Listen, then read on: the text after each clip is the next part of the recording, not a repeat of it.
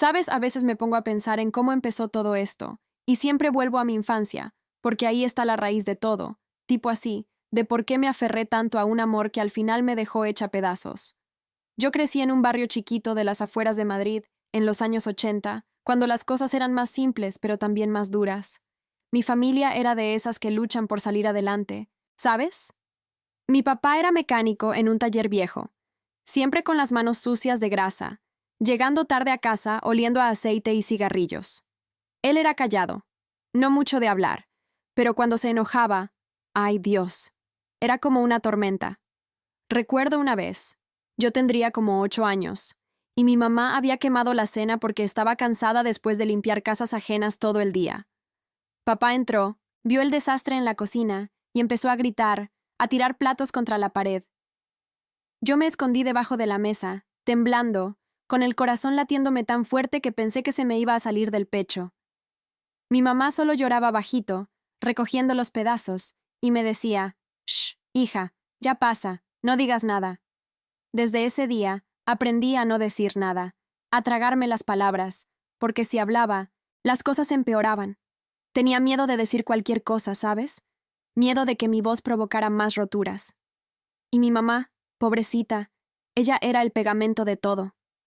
Venía de un pueblo en Andalucía, se había mudado a la capital por amor, o eso decía, pero yo veía cómo se apagaba poco a poco.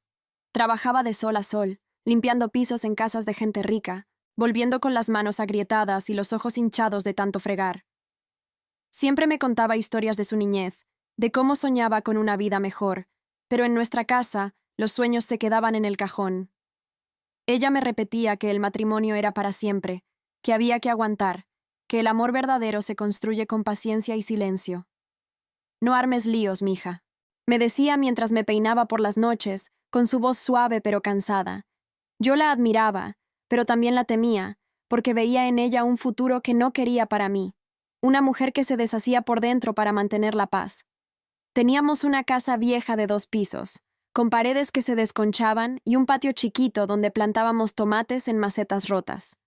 Los fines de semana, si había suerte, íbamos al parque, pero siempre con la tensión de fondo, como si en cualquier momento papá pudiera explotar por una tontería. Yo era la mayor de 3 hermanos. Tenía un hermano menor que era travieso, siempre metiéndose en problemas en la escuela, y una hermana chiquita que era mi sombra, pegada a mí todo el tiempo. Cuidar de ellos era mi responsabilidad desde niña. Mamá llegaba exhausta y papá ni se enteraba. Recuerdo las noches en que les contaba cuentos inventados para que se durmieran, mientras yo me quedaba despierta pensando en escapar de ahí. En la escuela, era la niña callada, la que sacaba buenas notas pero no tenía muchos amigos. Tipo así, me sentía invisible, pero al mismo tiempo eso me protegía. Una vez, en quinto de primaria, una compañera me empujó en el recreo y me llamó tonta por no defenderme. La maestra me preguntó qué pasó, y yo solo balbuceé algo de que fue un accidente. No quise decir la verdad, porque ¿y si armaba un escándalo? Desde chiquita, ese miedo me comía. Miedo al rechazo, al conflicto, a que me dejaran sola. Mis inseguranzas venían de ver cómo mi mamá se perdía en su matrimonio, aguantando golpes emocionales que nadie veía. Ella nunca se divorció, a pesar de todo. Decía que por nosotros, los hijos, pero yo juraba que no sería como ella, que buscaría un amor que me hiciera sentir segura, no atrapada. Adolescencia fue un poco mejor, pero no mucho. Entré al instituto con 16, soñando con ser profesora o algo que me sacara de ese barrio. Leía libros a escondidas, novelas románticas que robaba de la biblioteca, donde las heroínas siempre encontraban un príncipe que las salvaba. Yo fantaseaba con eso, ¿sabes? Con alguien que me escuchara, que no me hiciera callar. Pero en casa, las cosas seguían igual. Papá perdió el trabajo un año, y eso fue el caos. Discusiones a gritos todas las noches, mamá llorando en el baño. Yo empecé a trabajar los fines de semana en una tienda de ropa, doblando camisas y atendiendo clientes gruñones, solo para ayudar con las cuentas. Ahí gané un poco de independencia, pero también más miedos. Veía a las chicas de mi edad saliendo con chicos, riendo sin preocupaciones, y yo me sentía atrás, como si mi vida fuera una sombra de la de ellas. Tuve mi primer novio a los 17, un chico del barrio que jugaba al fútbol. Duró poco, unos meses, pero me dejó una marca. Él me controlaba, Me decía qué ponerme, y yo lo dejaba porque no quería pelear. Al final, me dejó por otra, y yo me culpé, pensando que no era suficiente. Ese abandono me dolió tanto que juré no volver a abrirme así, no hasta encontrar a alguien que valiera la pena. En esa época, yo ya tenía claro que quería estabilidad, un hogar sin gritos, sin ese nudo en el estómago constante. Mis traumas me habían moldeado para ser la que perdona, la que minimiza, la que se queda callada por miedo a perderlo todo. Soñaba con un matrimonio como los de las películas, donde el amor cura las heridas de la infancia. Poco sabía que la vida me iba a poner a prueba de la peor manera. Pero bueno, eso vino después. Ahora, mirando atrás, veo cómo todo eso me preparó para ignorar las señales, para aferrarme a una ilusión que se desmoronaba. Sabe, si pudiera volver, le diría a esa niña asustada que hablara, que no se tragara el miedo. Pero no se puede, ¿verdad? Solo queda contarlo, desahogarse, para que quizás alguien más no cometa los mismos errores. Y bueno, después de todo eso de mi infancia y adolescencia, que me dejó con ese miedo clavado en el pecho, llegó el momento en que conocí a Javier, y fue como si de repente el mundo se pusiera un poco más derecho, ¿sabes? Tipo así, yo tenía 22 años, acababa de terminar la carrera de magisterio en una universidad pública de Madrid, luchando con becas y trabajos a media jornada en una cafetería, sirviendo cafés a gente que ni me miraba. Estaba cansada, pero con esperanzas, porque soñaba con tener mi propia clase, mis alumnos, una vida sin tanto peso encima. Fue en una de esas tardes de otoño, en noviembre del 2005, creo, cuando todo cambió. Yo había ido a una feria de empleo para profesores, en un pabellón enorme en la casa de campo, llena de stands y gente nerviosa con currículos en la mano. Estaba ahí, hablando con una directora de escuela que me preguntaba por mi experiencia, que era cero, pero yo ponía buena cara, y de repente, Javier se acercó. Él trabajaba en una empresa de software, vendiendo programas a colegios, y estaba en el stand de al lado. Me vio, sonrió, y me dijo algo como, «Perdona, ¿tú también estás huyendo de la lluvia que amenaza ahí fuera?» Yo me reí, nerviosa, porque no era guapo de película, pero tenía esa mirada cálida, como si realmente me viera, no como los chicos del barrio que solo miraban el cuerpo. Hablamos un rato, tipo así, de lo difícil que era encontrar trabajo estable, de cómo Madrid te chupaba el alma si no tenías suerte. Él era de Zaragoza, se había mudado por un ascenso, y me contó que odiaba la ciudad grande pero que le gustaba el reto. Yo le hablé un poco de mi familia, sin entrar en detalles oscuros, solo que venía de un barrio humilde y que quería salir adelante. Al final, me pidió el número, y yo se lo di, con el corazón latiéndome fuerte, porque hacía tiempo que no me sentía así, vista de verdad. Nos vimos una semana después, en un bar chiquito cerca de Gran Vía, con mesas de madera gastada y olor a tapas fritas. Él llegó con una botella de vino en la mano. No, espera, era una cerveza, porque yo no bebo mucho, y pasamos horas hablando. Me contó de su familia, que era más estable, padres jubilados en un pueblo, un hermano que era médico. Yo me abrí un poco más, le dije de mis miedos a no ser suficiente, y él me tomó la mano por encima de la mesa. Me dijo, «Tú eres más que suficiente, Ana, ya lo verás». Esa noche, caminando por las calles iluminadas, me besó bajo un farol, y sentí como si ese nudo de mi infancia se aflojara un poquito. Era seguridad, ¿sabes? Como si por fin alguien me dijera que valía la pena sin pedir nada a cambio. El noviazgo fue rápido, pero natural, tipo así, como si encajáramos sin esfuerzo. Al principio, nos veíamos los fines de semana. Él me llevaba a cenar a sitios modestos, nada lujoso, pero con velas y música suave, y yo le cocinaba en mi pisito de alquiler, que era un cuchitril con paredes finas y vecinos ruidosos. Hablábamos de todo, de viajes que queríamos hacer, como ir a la Costa Brava en verano, de cómo él soñaba con montar su propia empresa algún día. Yo le conté más de mi mamá, de cómo ella aguantaba todo por amor, y él me abrazaba fuerte, me decía, «Yo no soy así, Ana, contigo voy a ser diferente. Te prometo que siempre hablaremos, que nada nos va a separar». Tenía fe en eso, en sus palabras, porque Javier parecía el tipo de hombre que cumple, con su trabajo estable, su sonrisa constante. Íbamos a misa los domingos, no porque fuéramos súper religiosos, pero a mí me calmaba, y él me acompañaba, tomándome la mano durante el Padre Nuestro. Planeábamos el futuro como si fuera obvio. Yo empezaría a dar clases particulares para ahorrar. Él ascendería en la empresa, y en un par de años nos casaríamos. Tendríamos una casa pequeña, quizás un perro. Yo idealizaba todo. ¿Sabes? Pensaba que él era mi salvación, el que curaría esas heridas de niña callada. Una vez, en Navidad, me regaló un collar con un colgante de corazón, grabado con nuestras iniciales, y me dijo, «Esto es para que sepas que soy tuyo para siempre». Lloré, abrazada a él en el sofá de su apartamento, oliendo a pino del árbol que habíamos decorado juntos. Sentía compañerismo, como si fuéramos un equipo contra el mundo. Poco a poco, la relación se profundizó. En el 2007, después de 2 años, me mudé con él a un piso mejor en Chamberí, que alquilamos juntos. Era el primer lugar que sentía mío, con una cocina abierta donde cocinábamos paella los sábados, riéndonos de mis errores con el arroz. Él me ayudó a encontrar mi primer trabajo fijo como profesora en un colegio público, y celebramos con una cena en casa, brindando con cava barato. «Vamos a construir algo grande, Ana», me decía, y yo creía cada palabra. Hablábamos de hijos, de cómo querríamos 2, un niño y una niña, y de no criarlos con los gritos de mi casa. Él prometía ser un padre presente, no como mi papá, y yo me imaginaba una vida sin miedos, sin silencios pesados. En las noches, acurrucados en la cama con las sábanas revueltas, me confesaba sus inseguridades, como el miedo a no ser lo suficientemente ambicioso, y yo lo escuchaba, lo calmaba, sintiendo que por fin tenía a alguien que me necesitaba tanto como yo a él. Era idealización pura, tipo así, pero en ese momento se sentía real, como si el amor pudiera borrar todo lo malo del pasado.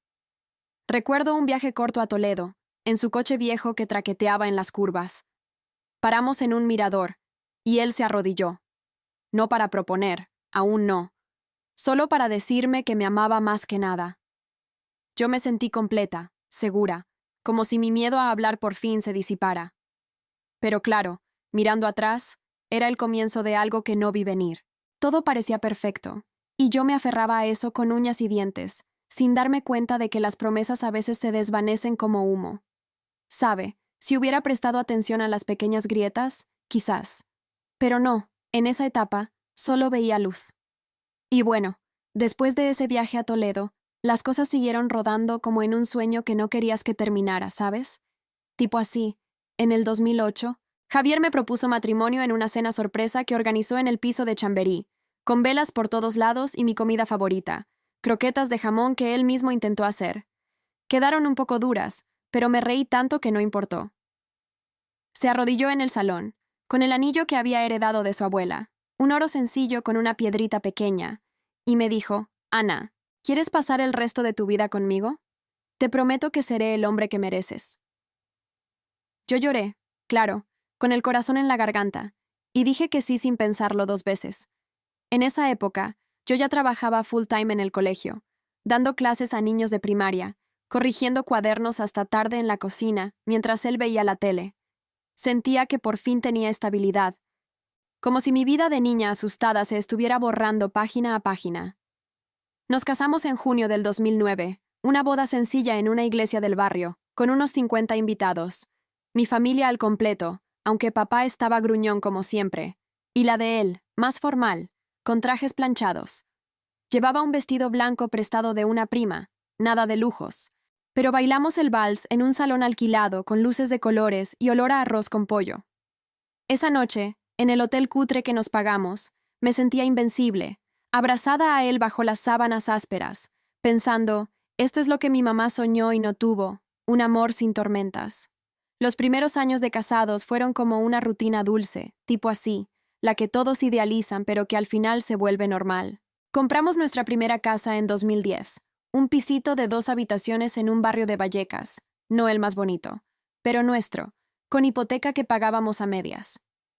Recuerdo el día que nos mudamos, en pleno verano, sudando como locos cargando cajas en una furgoneta alquilada. Javier pintó las paredes de blanco él mismo, con manchas de pintura en la camiseta, y yo colgué cortinas amarillas que compré en un mercadillo. La cocina era lo mejor, un horno viejo pero funcional, donde horneábamos bizcochos los domingos, oliendo a vainilla que se colaba por todo el piso. Mi carrera iba viento en popa. Me ascendieron a coordinadora de primer ciclo en el colegio, ganando un poquito más, lo suficiente para unas vacaciones en la playa cada agosto. Íbamos a Benidorm, alquilando un apartamento chiquito con vistas al mar, y pasábamos días enteros en la arena, él untándome crema solar en la espalda mientras yo leía novelas baratas. Somos un equipo, Ana, me decía, y yo asentía, sintiendo ese compañerismo que tanto necesitaba. Empezamos a hablar en serio de hijos.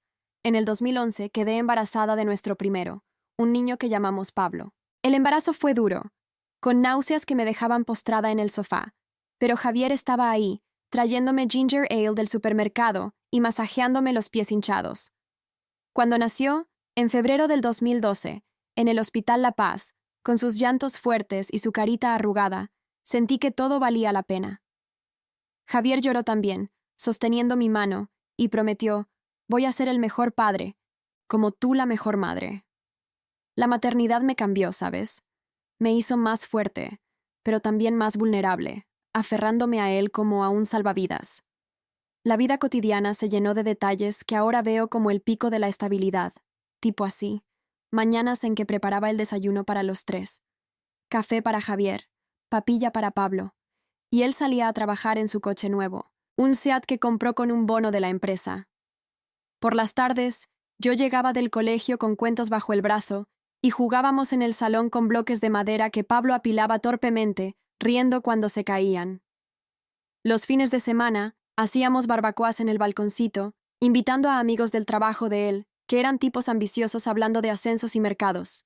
Javier había subido en la empresa. Ahora era jefe de ventas, con reuniones hasta tarde pero siempre volviendo con flores o una caja de bombones para mí.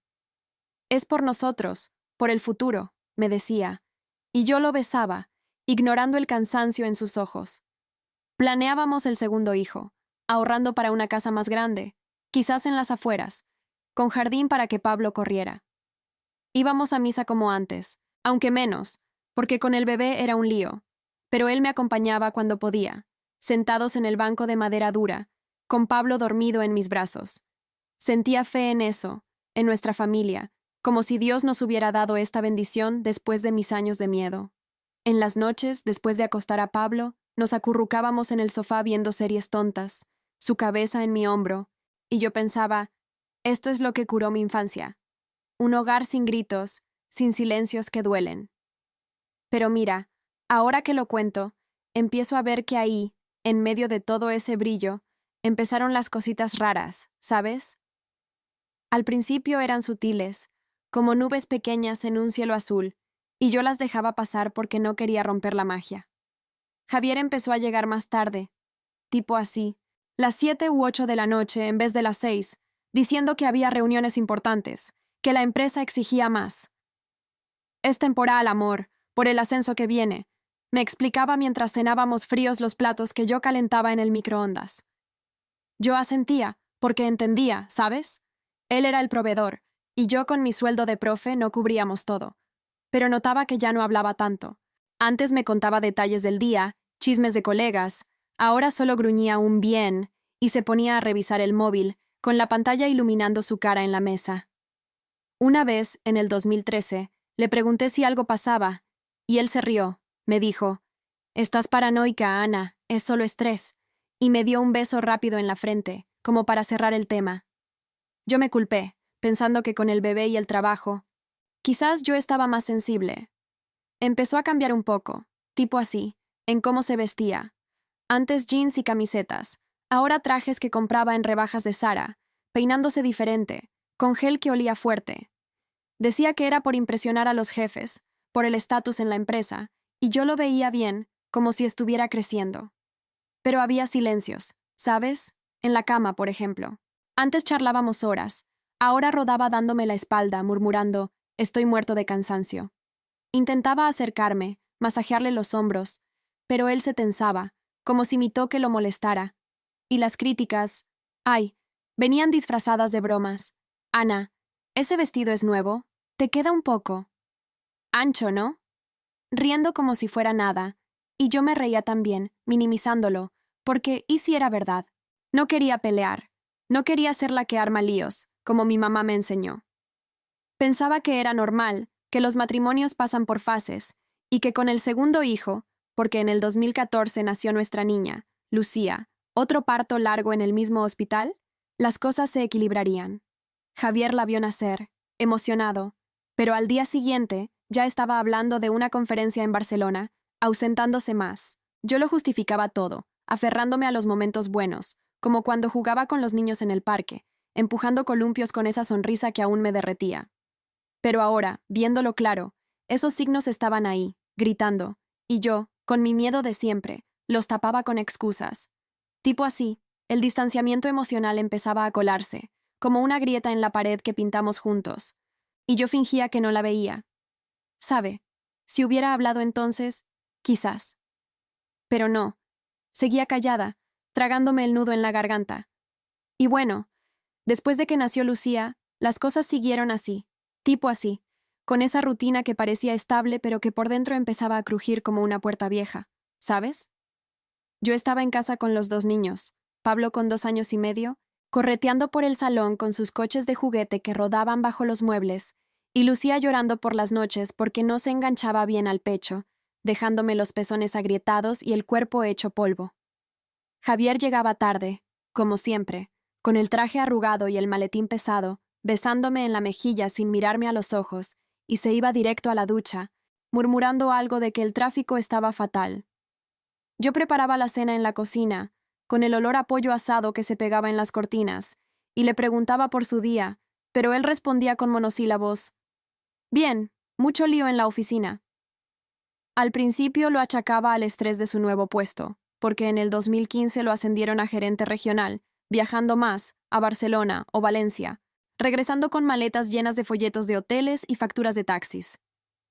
Es por el futuro de los niños, Ana, para darles lo que no tuvimos, me decía cuando le insistía un poco, y yo asentía, sintiendo esa culpa pinchándome el estómago, porque ¿quién era yo para quejarse?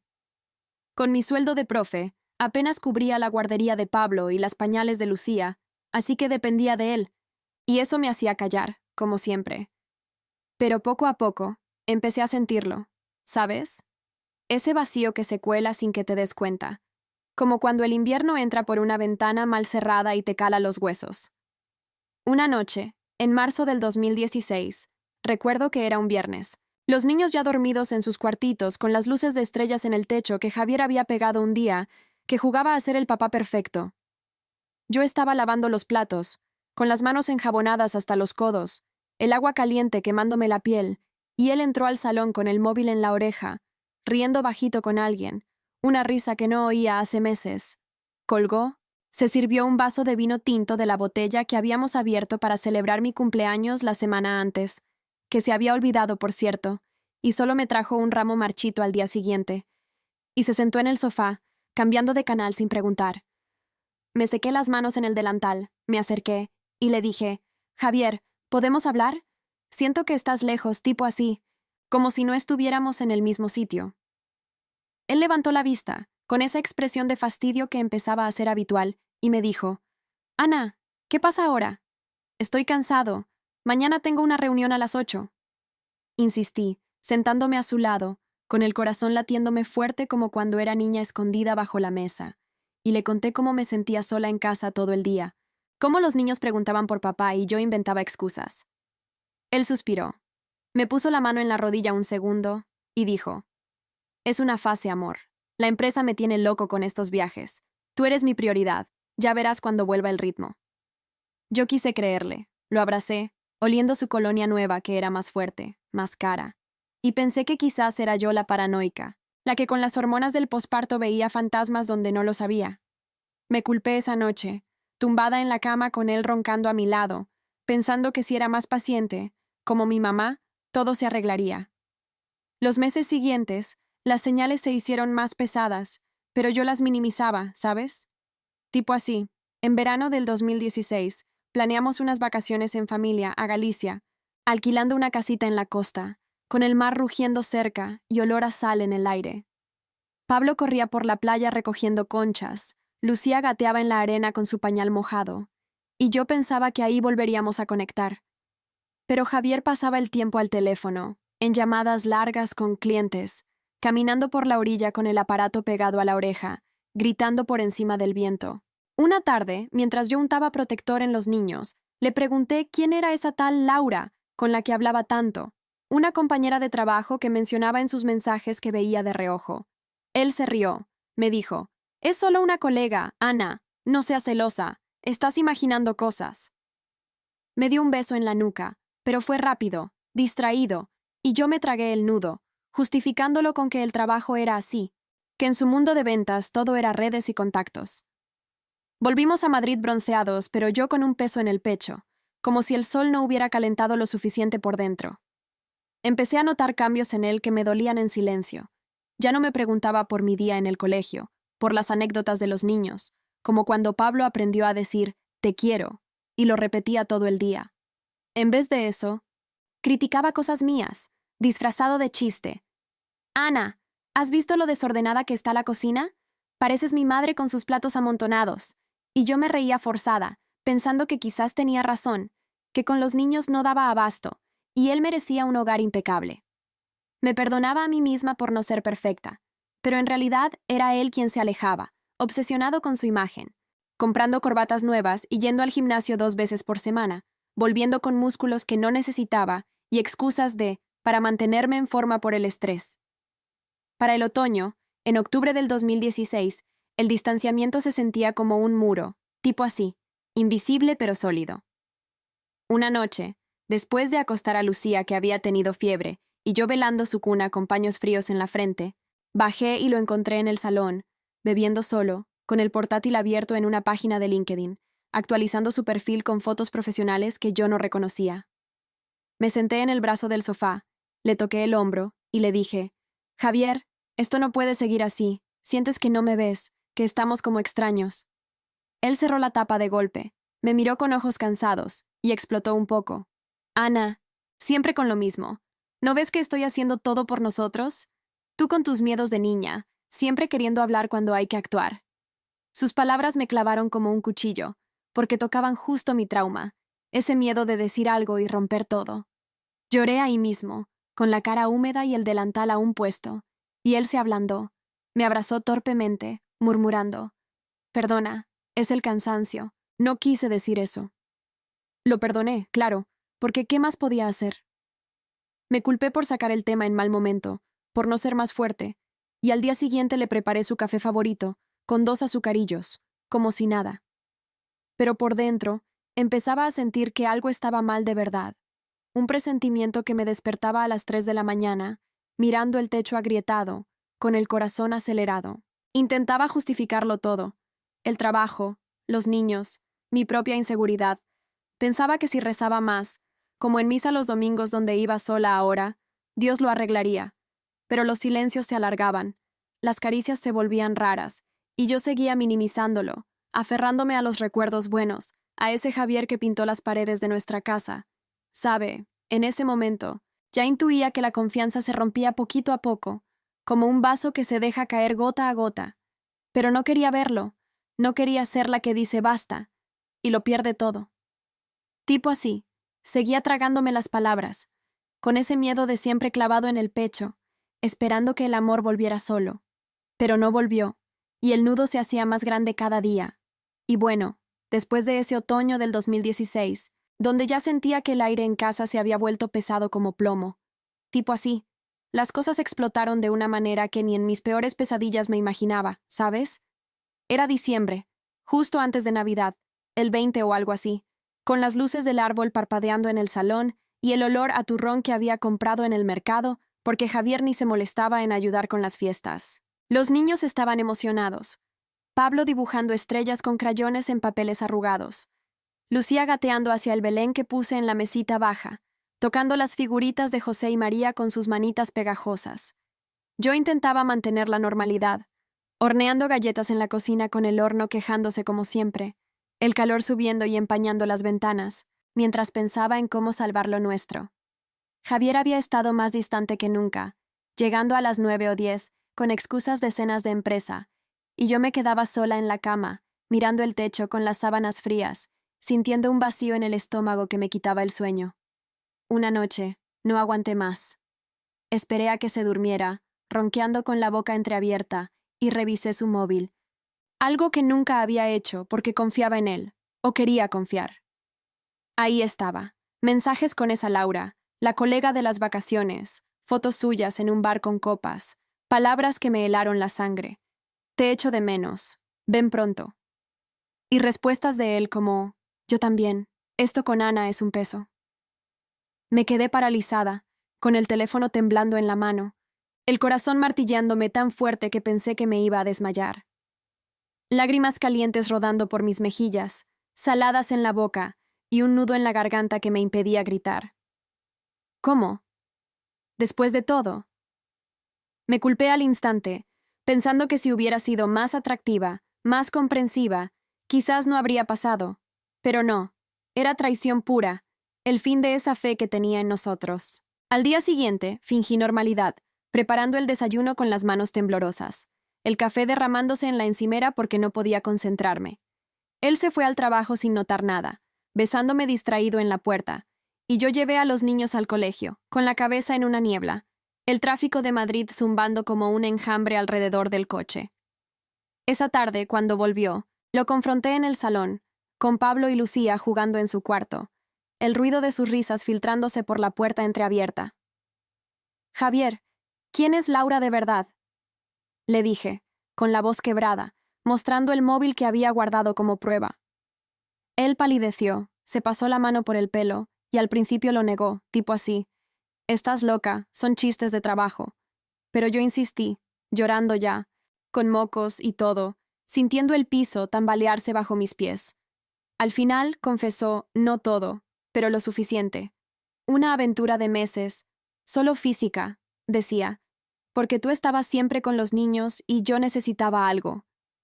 Sus palabras me destrozaron, como si me arrancaran el corazón con las uñas.